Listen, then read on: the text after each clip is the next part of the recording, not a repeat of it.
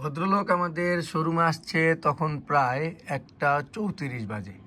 হ্যাঁ, তো উনি আসার সাথে সাথে ওনার ছেলেকে বলতেছে যে এই টাকা ফেরত ল। তখন আমি বললাম, ভাই কী হয়েছে বলেন আমার কাছে। তো উনি বলতেছে যে ভাই ছোট বাচ্চা আসছে, আপনি যে কোনো কিছু বিক্রি করবেন নাকি।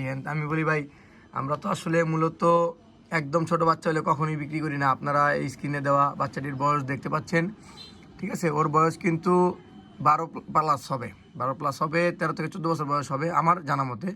আর সাধারণত এই বয়সী বাচ্চারা আমাদের শোরুম থেকে সবসময় সচরাচর ফুটবল অথবা ছোটো ছোটো যে জিনিসগুলো আছে, জার্সি টার্সি, এগুলো কিনে থাকে, ঠিক আছে। তো আমি সেটাই ওনাকে বলতেছিলাম যে ভাই ওনাকে আমরা 3-4 জন আসছে, সেজন্য আমি আসলে ওনার কাছে ফুটবলটা বিক্রি করছি। কিন্তু ওনার বাবা মানে ওনার বডি ল্যাঙ্গুয়েজটা দেখেন, ওনার বডি ল্যাঙ্গুয়েজটাই চেঞ্জ, ঠিক আছে। তো উনি এসে প্রথম থেকেই বলতেছে তোরে মেরে ফেলবো, তোরে আজকে খেয়ে ফেলবো, এর জাতীয় একটা স্বভাব আর কি।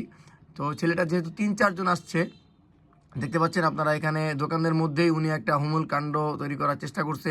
উনি আমার সামনেই ওর ছেলেকে চাবিটা এরকমভাবে ঢিল মারছে। তো এখানে যে কোনো ধরনের ক্ষয়ক্ষতি হতে পারতো, ঠিক আছে। তো আমরা চেষ্টা করি সবসময় সমাধান করার, কিন্তু বলটা দেখেন, আমি ওনাকে বলতেছিলাম যে ভাই বলটা কিন্তু আপনার ছেলে খেলে ময়লা করে ফেলছে, মানে আমাদের কাছ থেকে নিয়ে গেছে 2-2.5 ঘন্টা হবে, ওনার ছেলে বলটা দিয়ে খেলছে এতক্ষণ, বুঝতে পারছেন।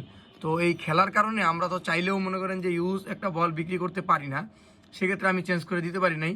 কিন্তু ভদ্রলোকের অবশ্যই বোঝা উচিত যে ওনার বাচ্চা যেহেতু একটা জিনিস কিনেছে, সেক্ষেত্রে এই ধরনের আচার আচরণ কখনোই কোনো শোরুমে এসে করা উচিত না। উনি ওনার বাচ্চাকে বুঝাইতে পারেন, ঠিক আছে, বাসায় নিয়ে বুঝাইতে পারেন। উনি রাস্তায় গিয়েও সেম কথাই বলতেছিল আপনারা কীভাবে বিক্রি করলেন। কিন্তু আমরা সাধারণত 3-4 জন যখন আমাদের শোরুমে আসে, ছোটো ছোটো ছেলে, ওরা কী করে নিজেদের জমানো টাকা দিয়ে ফুটবল বা এই জিনিসগুলো কিনে থাকে, সেক্ষেত্রে আমরা এটা ভেবে বিক্রি করছিলাম, ঠিক আছে। ময়লা না করলে আমি অবশ্যই চেঞ্জ করে দিতাম। গত অল্প কিছুদিন আগে আমাদের কাছ থেকে একজোড়া গ্লাভস নিয়ে গেছে একটা কাস্টমার, আমরা সেটা সাথে সাথে চেঞ্জ করে দিচ্ছি। ওনার মা যখন এসে বলছে যে চেঞ্জ করে দেন, সেটা 2000 টাকা গ্লাভস ছিল।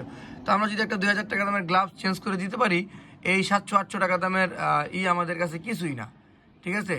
এই ভদ্রলোকের আসলে আচার ব্যবহারটা আমার কাছে ভালো লাগে নেই, অনেস্টলি। যেটা আমরা সর্বোচ্চ চেষ্টা করছি, যদি সম্ভব হইতো আমি অবশ্যই চেঞ্জ করে দিতাম।